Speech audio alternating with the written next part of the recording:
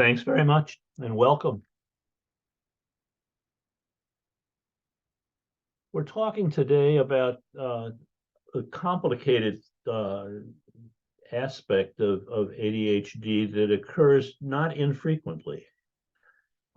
Incidentally, you'll hear me sometimes say ADD and sometimes ADHD, but I'm not designating subtypes. I just talk that way. But the point here is that ADHD is a complicated disorder in itself. And that's not something I'm going to be saying a lot about here, but you may be familiar with the fact that the model I've worked with for some time now and have written about pictures ADHD as essentially a developmental impairment of the executive functions of the brain.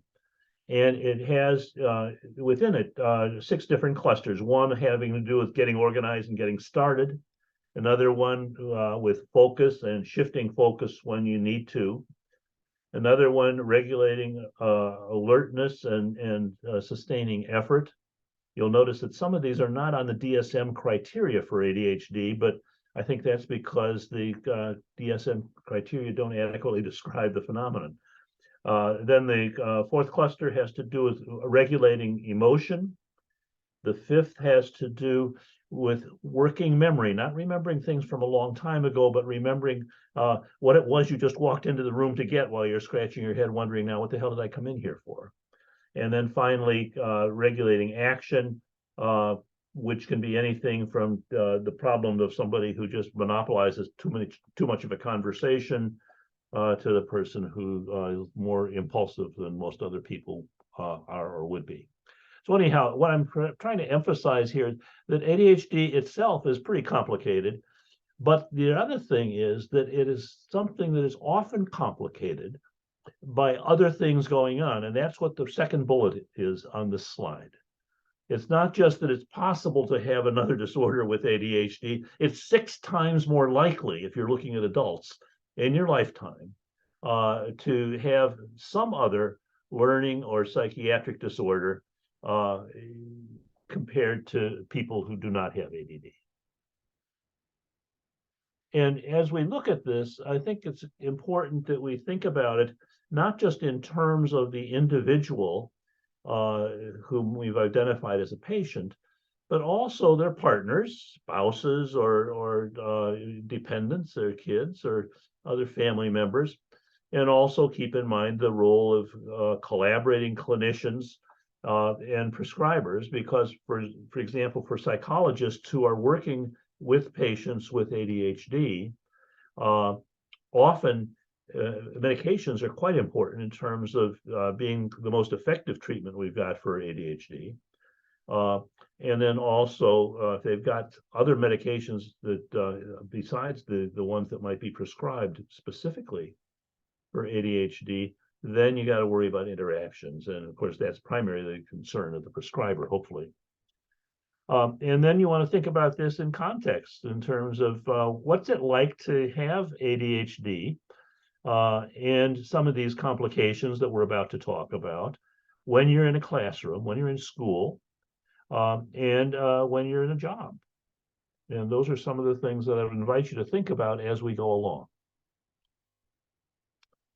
Now, first of all, just a word about comorbidity. One time I was giving a talk and somebody raised their hand at the beginning when I said, I'm going to talk about comorbidity. And they just said, isn't that morbid? All it means, it's just a medical term, frankly, that where you've got one problem alongside another problem. And sometimes it's more than one problem on top of it. But there's several different ways you can think about it. One is cross-sectional. In other words, are you just looking at the person's life for, say, the past 6 months or the past year? Or you're looking at it in terms of, has it ever happened over the course of your life? But also it's important, and I think sometimes people overlook this, that sometimes it's dynamic. In other words, that the problems that we're talking about as comorbidities today sometimes get better and sometimes get worse. That, for example, if a person is under a lot of stress, and that stress may be that they've gotten a new job or some new job responsibilities, or it may be that they're in school and they're now dealing with different teachers and a more challenging curriculum, Or it may be that there are other things going on in their life, which makes things more complicated for them, and that this then becomes a little more difficult, or that they've gotten into a new relationship that's actually helping them to be able to have less difficulty with it.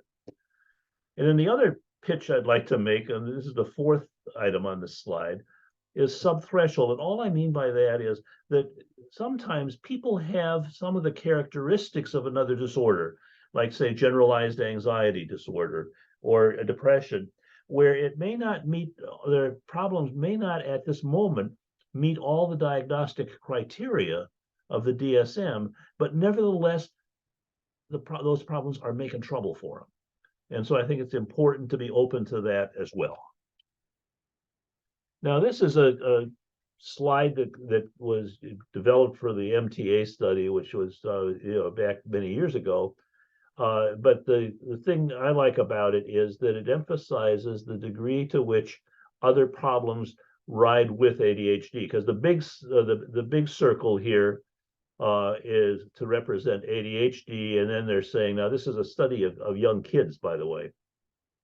And so they're saying that about 34% of those kids had problems with anxiety, about 14% conduct disorder, 11% had tic disorders, 4% mood, oppositional defiant disorder. These are the kids who live with their middle fingers up. Are 40%. Now that particular study, they were young kids. It's a national study, but the fact is it's also kind of old. And my main point here is that these things overlap in a variety of ways. And it's also important, for example, in that MTA study, which was a big deal when it first occurred, they didn't include anything about learning disorders, which is something that medical people, psychiatrists, for example, often don't pay much attention to either. And that's why school psychologists and school guidance people have a very important role in being alert to the possibilities of problems with specific learning disorders along with ADHD. Another problem in that earlier study, the MTA study, is that they were only looking at kids aged to 7 to 9 years old. And of course, some of these problems, for example, depression and anxiety, become much more prevalent when you're looking at kids who are, a little older kids, or certainly as they get into their teens. And they also identified as having ADD only people who had combined types. So these are the kids who are obvious in your classroom because they won't shut up and don't sit still. That study did not include the many people who have ADHD that we would call the inattentive type, which they're not making a lot of trouble with their behavior, but meanwhile they're out to lunch a lot of the time in terms of what's going on, and they're not always easy to spot. And then the other thing, of course, is it's a cross-sectional study. They followed people for 6 to 12 months. There've been a little bit of follow-up since, but the main thing is that's a study that has something to contribute, but you can't take it as the whole story right now.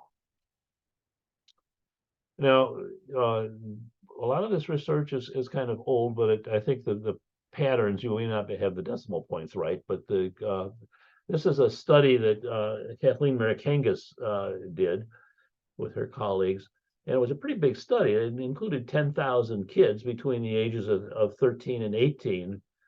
And what they were looking at is how many people have various problems. How many had any kind of mood disorder? 14%. How many had any kind of anxiety disorder? 31%. Any behavior disorder? Almost 20%. Any substance use disorder? 11%. Eating disorders, 3%. But any disorder, the main point here is any disorder, comorbid disorder, about 50%. And you can look at that bottom line in the yellow. How many people in this sample of 10,000 kids had had just one of these problems that are listed here? How many of them had two classes? of problems. In other words, how many had two different things on this list? And how many had three?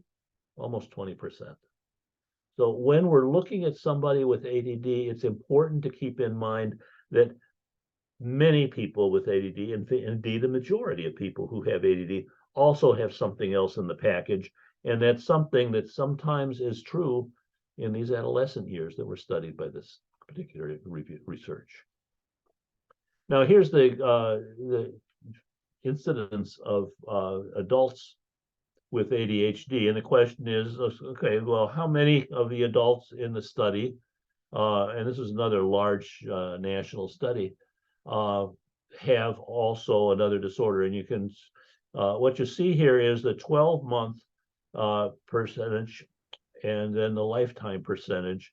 And then the OR stands for odds ratio. In other words, any mood disorder for 12 months, it's 3.5, 3.5 times the percentage. And the look down at where that yellow arrow is. How many of these people who had ADHD had any other psychiatric disorder? 88%, odds ratio 6.3. Now, when they're talking about impulse disorder, they're talking about antisocial personality disorder, oppositional defiant disorder, conduct disorder, intermittent explosive disorder, bulimia, and gambling. And this was from a very important study that was done by Ron Kessler from Harvard. And this comorbidity study that I just showed you the data from, even that doesn't pick up everybody. It included only people from 18 to 44 years old, did not include learning disorders, again, and it is based on self-reported symptoms, which means there might be some people who say, no, I don't have any problems like that. Or there may be some other people who have an exaggerated notion of what their difficulties might be. But regardless of how you address those questions, it leaves a question. And that is, what the hell's going on here? Why is it that there are such high rates of comorbidity between ADHD and so many other learning disorders? Why is it that an adult with ADHD has 6 times more likely to have at least one DSM-4, or this is an older statement, even DSM-5 disorder at the same point in life? What's going on here? Are these people just extraordinarily unlucky? Or is there some other explanation?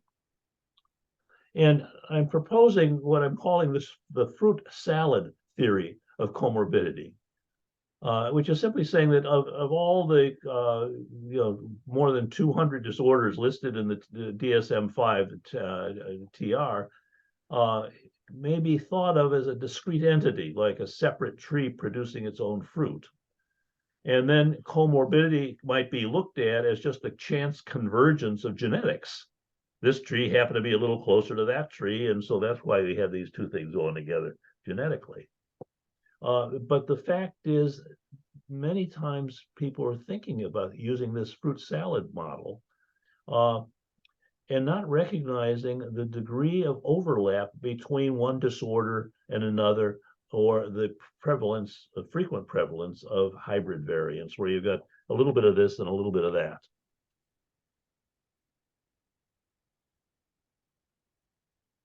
And what I'm proposing here is a different way of thinking about it.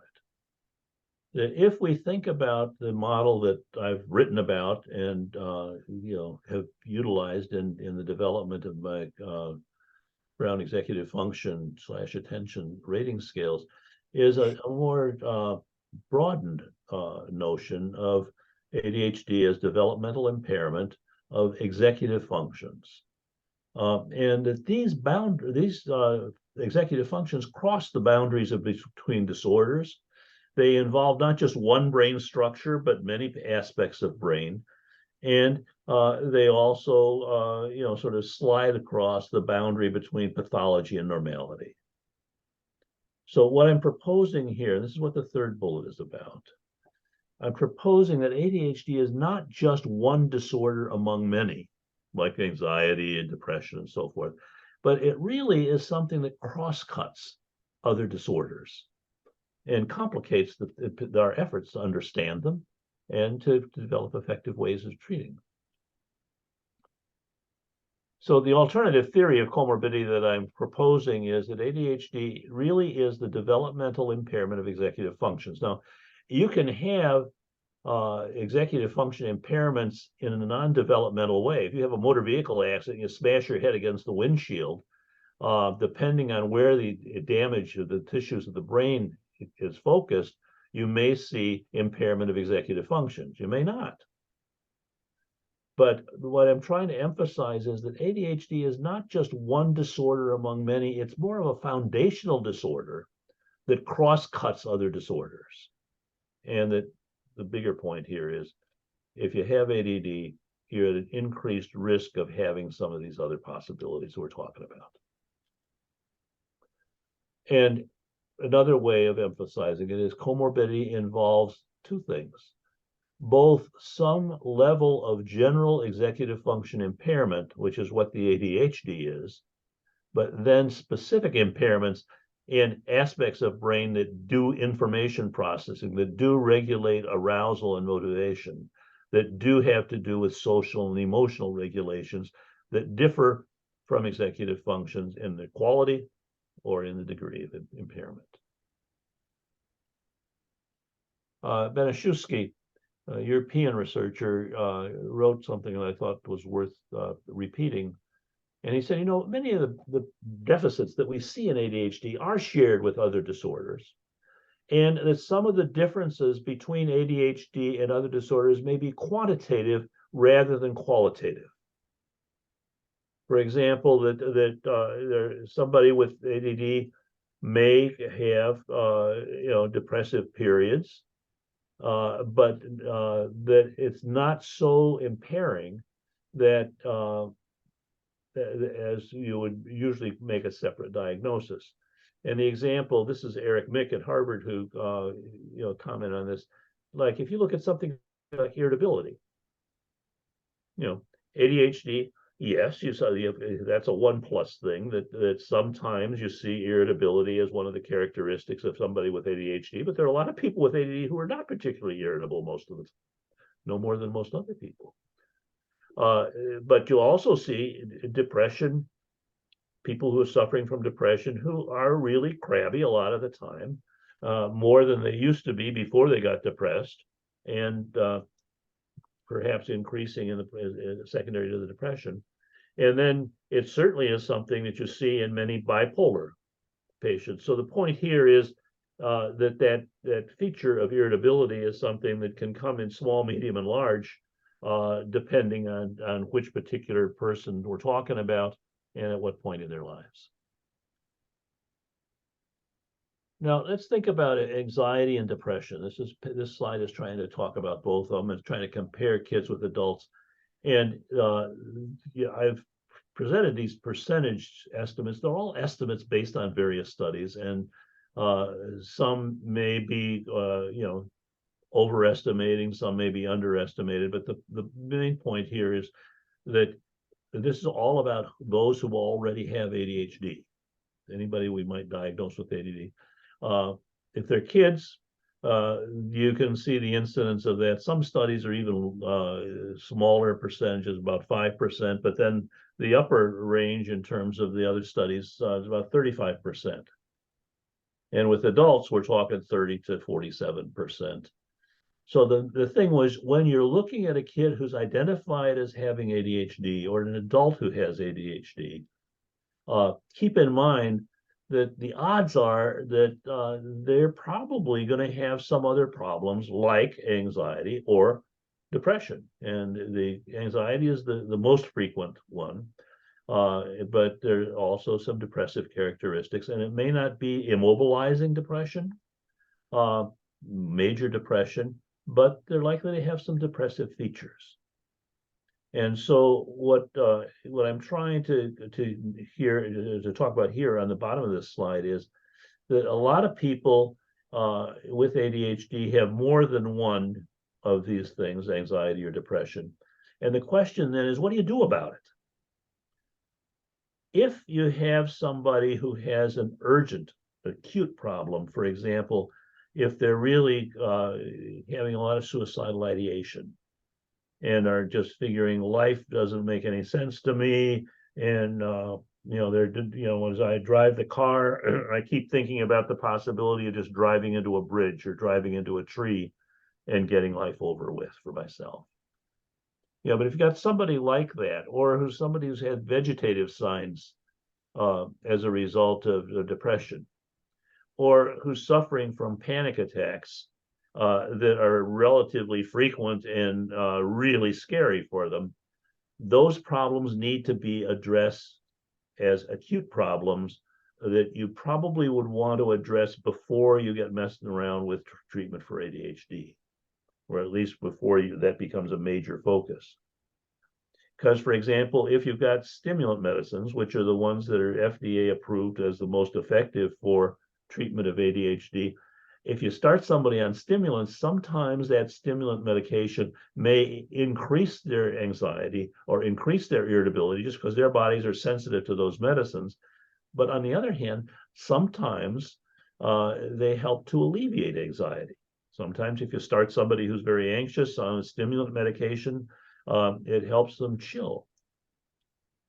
And you want to be, try to look at attentional bias in terms of people jumping to conclusions here and memory in both cases of anxiety and depression. Bipolar disorder. Now, the estimates on bipolar disorder are very complicated. If you read a bunch of these studies, what you realize is that the critical thing they're looking at are these distinct episodes which are associated with some descriptions of bipolar disorder, or is it just something that sort of comes and goes and is there quite a bit of the time? So that's why you get the relatively wide estimates. But you don't see it a lot in kids where they're really bipolar. But with ADHD, but with people, remember the heading here, bipolar disorder with ADHD, or adults. But these are a pretty big deal when they actually occur. And it certainly involves ability to regulate emotions, but also to inhibit and manage actions and manage arousal to the point where how you're revved up and how short your fuse is. Because if the level of arousal is chronically too high, or if there are people who are having a lot of trouble because they're on stimulants, one of the things that we do sometimes then is to start with guanfacine, which has more of a calming effect, even a very small dose, or a mood stabilizer, to take care of that first, and then come back in with the stimulants to help. So in other words, stabilize the mood first, and then deal with the ADHD in the same way that a combat medic who sees somebody who's bleeding heavily is going to stop the bleeding before they start worrying about anything else that's going on.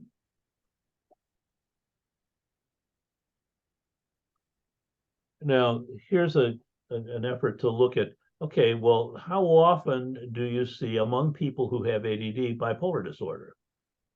And here you see the breakout. This is from the Tim Willens and the rest of the Harvard group. They looked at samples of people who had ADHD and samples of people who had bipolar disorder. And what they found was that irritability and rage outbursts, you see it sometimes with ADHD, but you see it a lot in bipolar disorder. Hyperactivity, yeah, there are quite a few people who have ADD who are, having difficulty with being too hyper. But there are a lot of people with ADD who don't have that problem. Bipolar disorder is a little more common. Difficulty paying attention, well, that's one of the key features of ADHD, and the folks with bipolar often have that. Depression, sometimes you see it, sometimes you don't with ADHD. Usually depressive episodes are common with people who have bipolar disorder. Substance use disorders, we certainly see it an elevated rate with kids and adults who have ADHD. But in bipolar disorder, you're much more likely to see it. And psychosis is not a characteristic of ADHD, but it certainly is something you see sometimes in the course of treatment or assessment of somebody with bipolar disorder. Oppositional defiant disorder. These are the kids who live with their middle fingers up. Chronically irritable, crabby, sometimes defiant and vindictive, like, I'm going to get you for this. And it's estimated, at least with, usually it's, you see it more with combined type than you do with straight inattentives, 35% to 50%. I think that's high, frankly, but that's what some of the studies show. But keep in mind that sometimes what you see is with oppositional is something that's sort of a quick thing that happens impulsively, like when the kid is told, look, it's time to get your PJs on because it's just about time for bed. And there are other times when it's a more sullen irritability that's sustained over time, a lot of the time. And it's not just feelings, it's also action, overt verbal or physical action. This is the kid who may pick up something off the kitchen table as you're sitting around eating and sail it across the room against the wall. But it's important to keep in mind, sometimes people freak out about this sort of thing. The question is, when do you begin to see it? Well, average is around 12 years old where you begin to think, well, that this is something that might be called ODD. But you can see it, in kids under 12, certainly. The duration, often it hangs on for about 4 to 6 years. But the good news is that most of the kids who have these difficulties are not having conduct disorder. And most of them never reach the point where we diagnose with conduct disorder, which is a good thing. That's more the delinquent behavior where people are really getting hurt. Now, when you're looking at somebody who has ADHD with oppositional defiant disorder, what can you do? Well, the stimulant medicines, basically methylphenidate and amphetamines, are the two most effective treatments that are approved by the FDA for treatment of ADHD. And then I've added guanfacine here because that's a calming medicine that's usually done in just small doses. It's used in bigger doses with people with more severe problems, but just a low dose will sometimes take the edge off of some of these things. This is conduct disorder. You don't see it much more than in about 5% of cases with people who have ADD, but this is serious delinquent behavior where they're physically cruel to people. They'll steal things like purse snatching and stuff where they're confronting a victim. Some of them are involved in fire setting, and some of them are persistently truant. It's a group where you see a much higher risk of substance use disorder.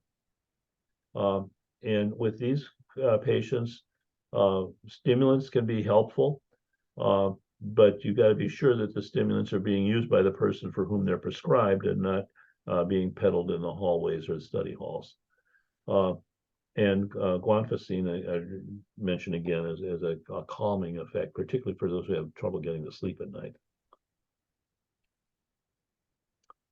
Problems with sleep and arousal. A lot of people don't ask much about sleep. It's very important if you're trying to do an evaluation to get some sense of, don't just say, do you have any problems with sleep? I think it's important to break it out. Now, what time do you get in bed with intent to sleep? And then how long does it take you to fall asleep once you have said, okay, yeah, I want to go to sleep now? And then the next thing is, once you fall asleep, are you sleeping straight through the night, or do you find that you're waking up? Or some people may get up to pee and then get right back to sleep. And then there are other people who, if they get up to pee, they're awake for an hour or two before they can get back to sleep. And then you want to ask about how difficult it is for them to get their butt out of bed in the morning. There's some people who have 5 alarm clocks, and everybody else in the house is very much aware of the fact that it's time for this person to get up, but they're not paying any attention to the alarm clocks. They just are in deep sleep. And then you've also got the question of, okay, well, how alert are they during the daytime? This is all tied into the incidence of sleep problems, comorbid with ADHD. And they may be primary or secondary to something else that's going on, major depressive disorder, anxiety, substance abuse, somebody who's getting baked all the time. I saw a kid the other day who was adolescent, who was telling me that he just got sleepy very easily and during the course of the day, and all was falling asleep in class. And I asked him how much weed he was using. And he said, well, I don't use that much of it, and it's mostly after school. I'll start smoking, and I'll use it 3 or 4 times after school usually, and in the evening, without realizing that the weed hangs around for quite a while into the next day. And then sleep apnea, where you have to think about the possibility of the person who's got an obstructive sleep apnea, where they sleep and they snore, but then every once in a while they've got this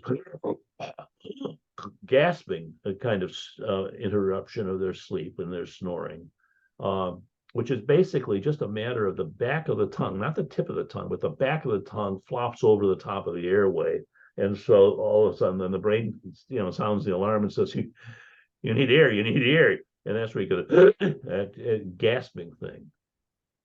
Now, in the dose of stimulants, a lot of people are on long-acting stimulant medication that they get in the morning, and it's supposed to get them through, for example, a school day or a work day. And sometimes it holds, but many times those medications are, wear off sometimes before the school day is over, even though they're XR or LA formulations. And they might cause, but sometimes they hang on and cause difficulty falling asleep. So you've got to think about the possibility of there are many kids that we see in our clinic where we need to use not only a long acting in the morning, but also a short acting that kicks in about a half an hour, does its thing for maybe 3 or 4 hours, but doesn't interfere with sleep. So when you're taking a history, find out about what the person's sleep schedule is and how well they're able to set themselves up to get to sleep. And then think about obstructive sleep apnea, breathing problems, and anxiety. And what can you do for that? Melatonin is sometimes used. You can get that over the counter. Benadryl you can use. Clonidine and clonazepam are both prescription drugs. Difficulty awakening. If you've got somebody who has a lot of trouble waking up in the morning, many parents have found that with their kids, and some adults have found from themselves, that if they have a dose in the morning about an hour before they have to get up, if you can wake them up, they take the pill, they don't even have to get out of bed, guzzle it down with a little bit of water, then they're better able to wake up an hour later. You do that an hour before they really have to get up. And sometimes a dose of the small Daytrana patch during the night can help a person to have a little better willingness to be able to get to bed, get up in the morning. OCD, obsessive compulsive disorder, very often misunderstood or just plain missed. And the incidence in the general population is someplace around 4 or 5%. But obsessive compulsive disorder among people with ADD is much more frequent. And it takes 2 forms. You don't always see both sides of it. Sometimes it's obsessional stuff where they get over focused on, they've got these thoughts that just keep coming into their head and they can't get rid of them. And then you've got compulsive behavior. That, for example, I had a kid who was in high school, and it was a 3-story building, and he was complaining that he had a difficulty where he had to silently count each step as he was going up the stairs, 2 flights of steps to get up to the next level. And if he got involved in conversation with somebody and lost count, he had to go back to the beginning of the step in order to be able to do it. Another thing you see often in school settings, or when you're dealing with high school, college students, even sometimes younger students, excessive perfectionism is one of the other characteristics of that's a compulsion for many people, where they've got to get it just so. If you can address this by saying, when you're trying to write a paper, can you write a rough draft and just put down some of the ideas and then move them around and improve them later, or not? And there's some people who will say, oh, of course not. I have to get the first sentence to sound just right before I can start writing the second sentence. And then I have to take some time and get the second sentence just right before I can write the third sentence, and so on. It's an extremely tedious way of writing, but if you talk with a lot of students, there are some people who have exactly that kind of problem.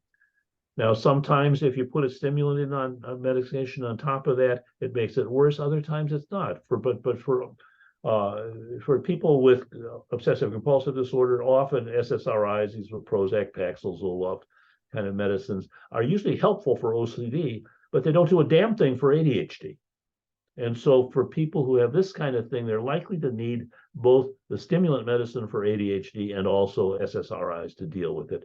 Or there's some behavioral treatments if it's a matter of a kid who can't keep his butt on the chair during a school, then behavior treatments might be helpful.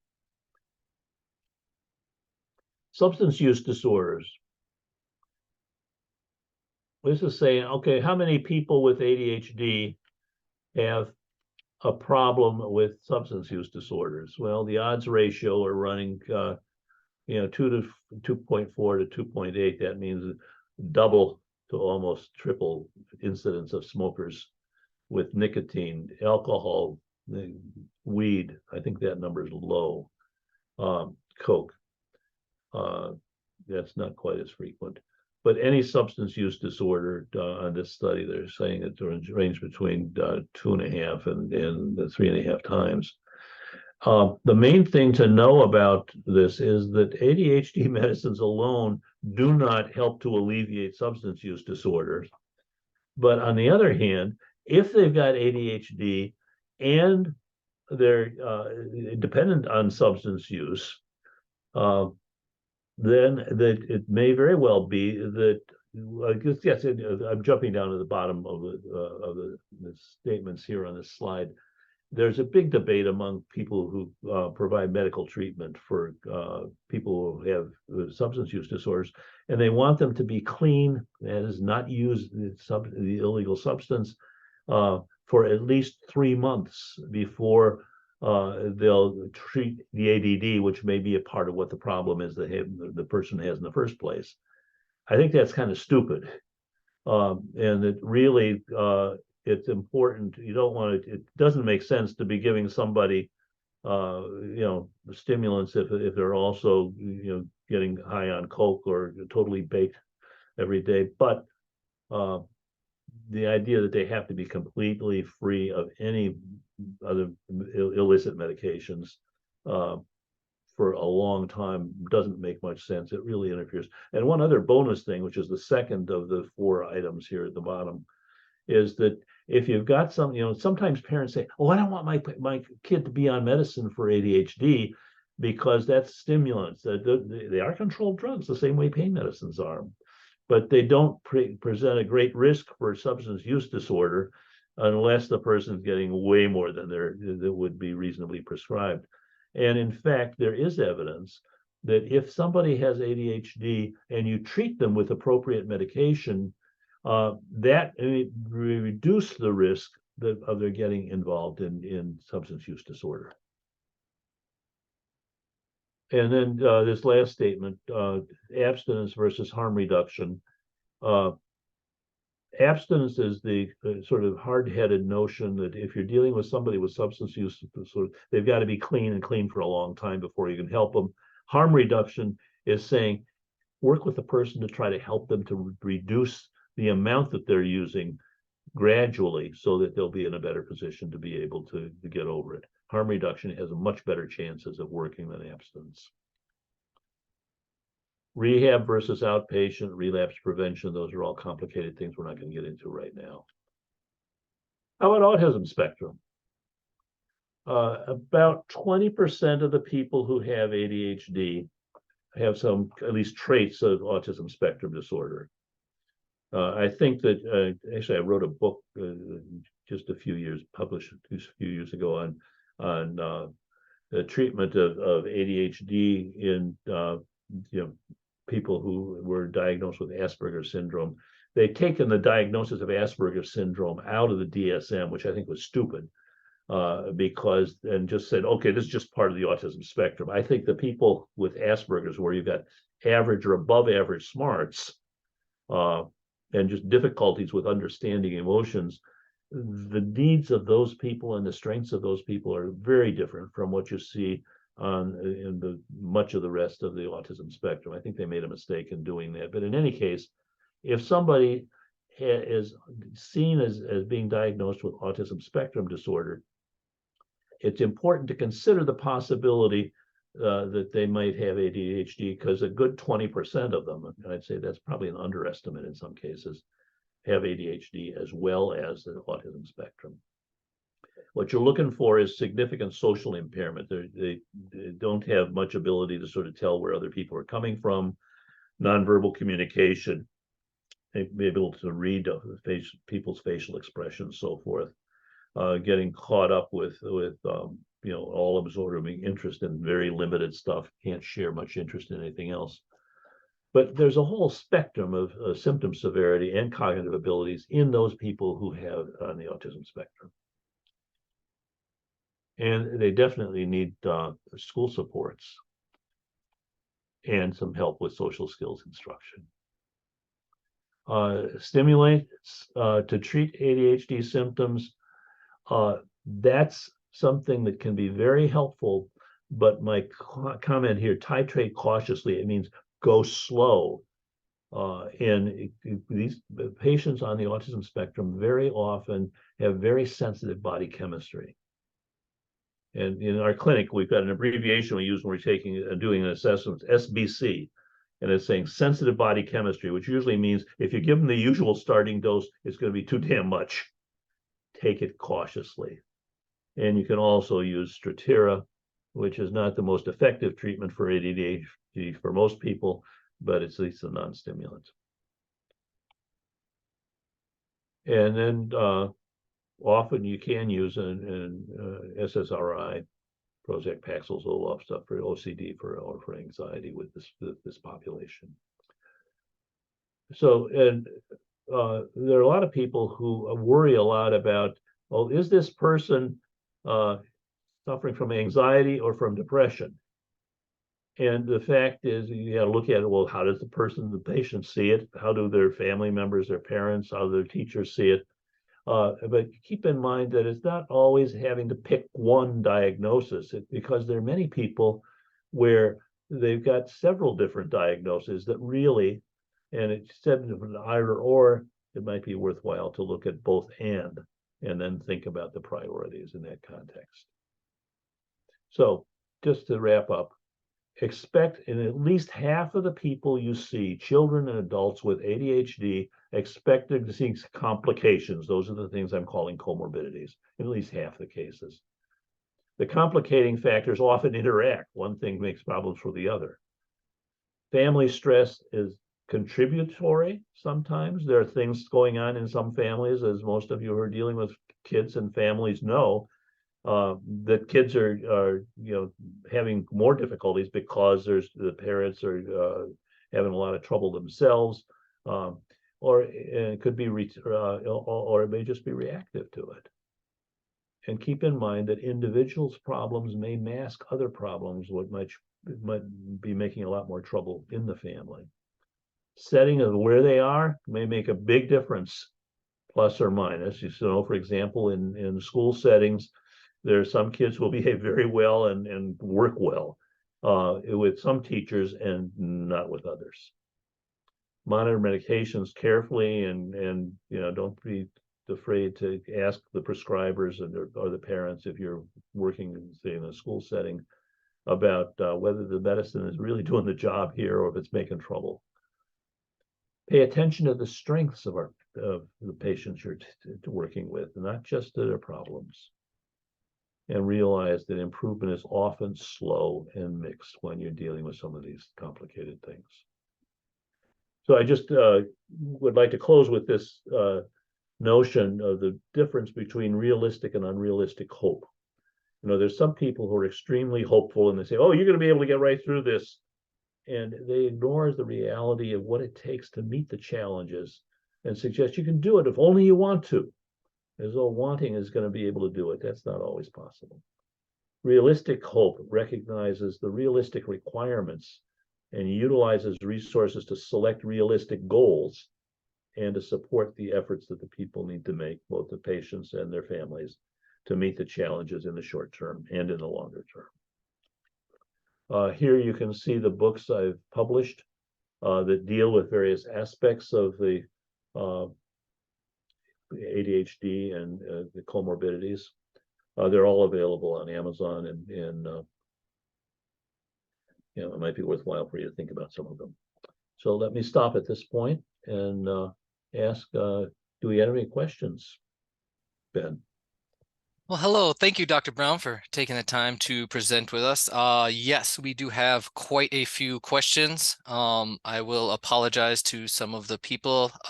We definitely have more questions than we have time to get through, but we will try to get through as many as we can in the 11 or so minutes that we have left. I'll start off with the first one. How do gender differences in individuals with ADHD impact its presentation or assessment or treatment?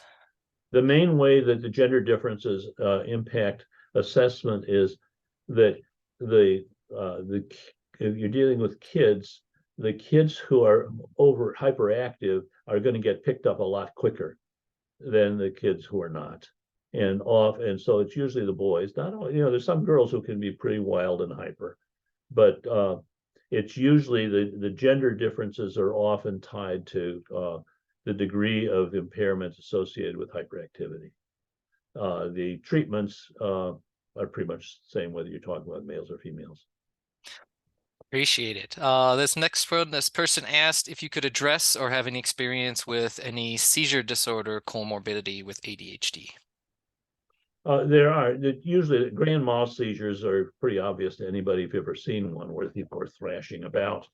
The thing that is most likely to be missed are space out kinds of seizures, where the person is just spacing out and things are going on. That needs a neurological evaluation in order to distinguish that from ADHD. Excellent, thank you.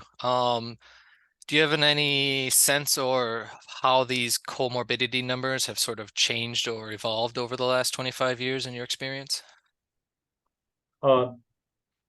I don't have, there's not much data. You can see some of these studies that I'm quoting are 10, 15 years old. But the problem is those studies cost so much money to run. And if you're trying to get them done by somebody who doesn't have a business stake in what the outcome of the report might be, you're going to have trouble getting funding for them. The simple fact is we don't have very many good studies recently to help us address these comorbidities frequency. But I can tell you that the problems are still around. In knowing a difference of is it 5% or 7% or 3% is just a question of sort of how alert you have to be for it. Excellent, thank you. This person is asking, what is the most effective non-prescription treatment for ADHD, and what do you think is the typical age of onset for ADHD? Okay, let's take the second question first. Age of onset varies widely. There are some, I had a mother not too long ago who said, I've had 4 kids. This one has been hyperactive since he was in the womb. And so there's somewhere it's very obvious that this kid is wild and much more restless than most other kids of similar age.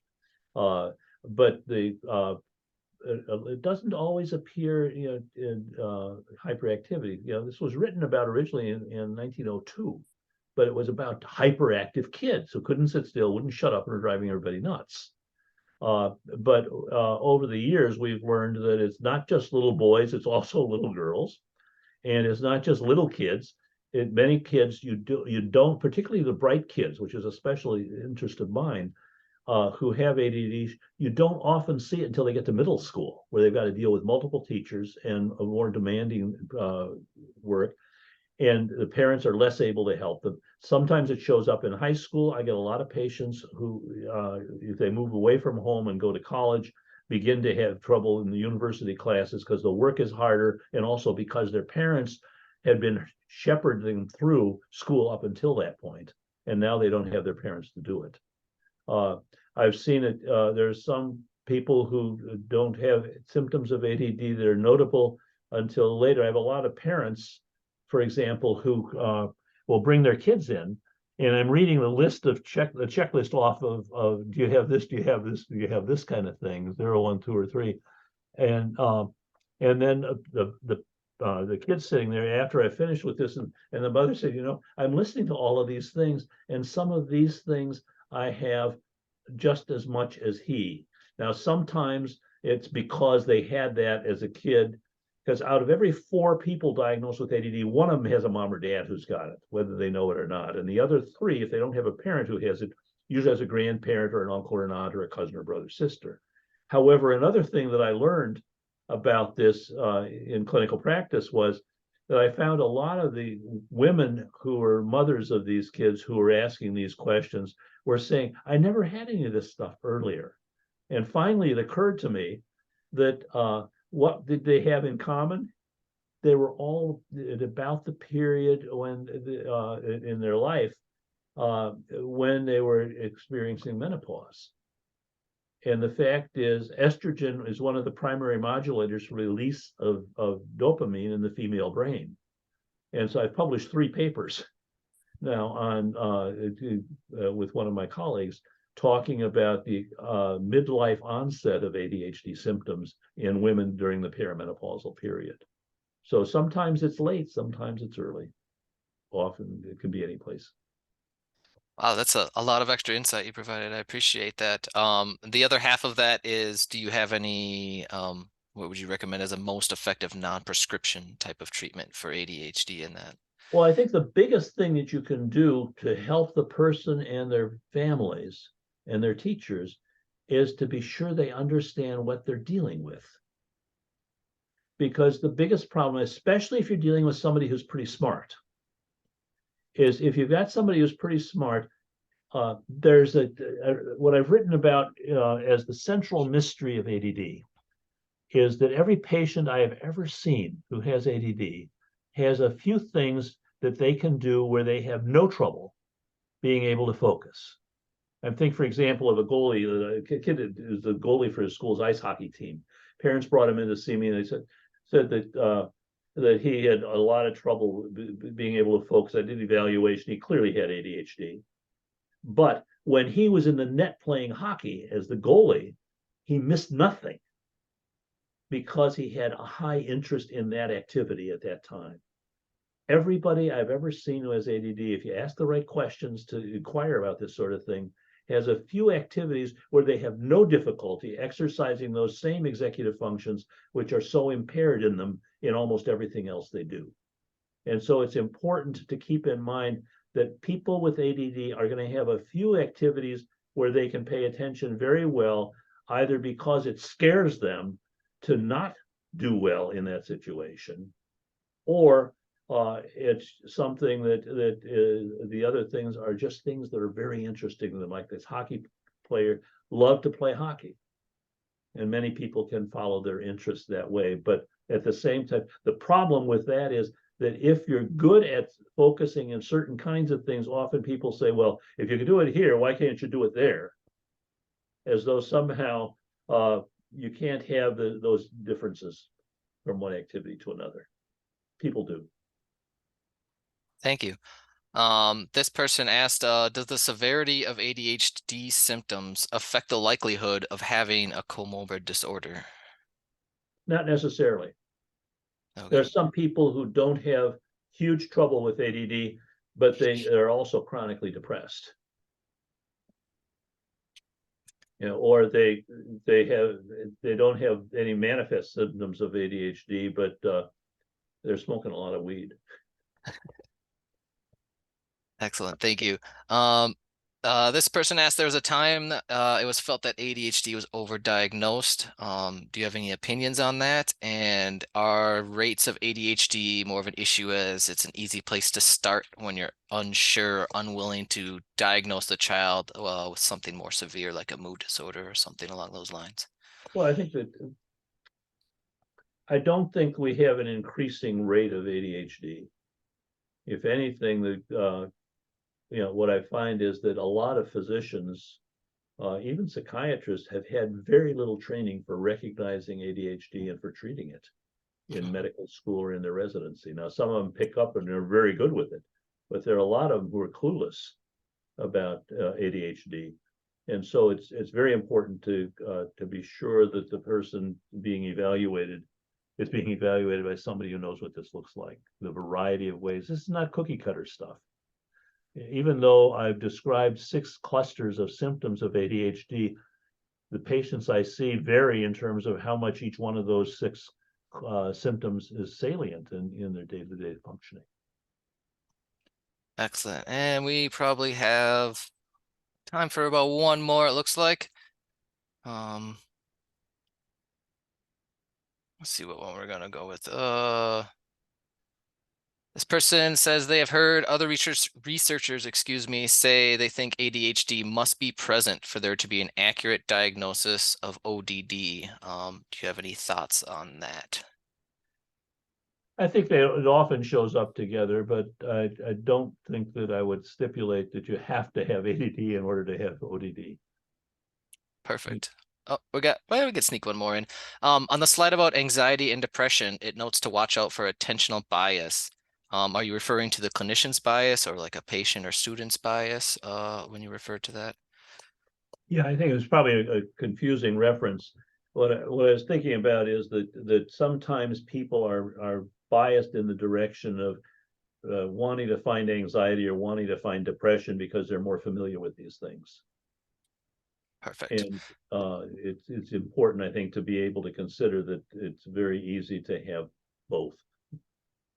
Mhm. All right. Well, thank you so much. I want to be considerate of everyone's time, and we have hit the 1 hour mark. So I'd like to thank you for taking the time to present to us and answer all these questions, and for everyone else to come in here and asking questions. We will try to reach out some way or another to get some of these answers we weren't able to get to. If you had anything else to say before we go, or I'd just like to say thanks to everybody who's tuned into this, and also to you and your staff who've helped to make it happen. excellent. Well, thank you so much, and hope you have a great rest of your day. Thanks. You too. Bye-bye.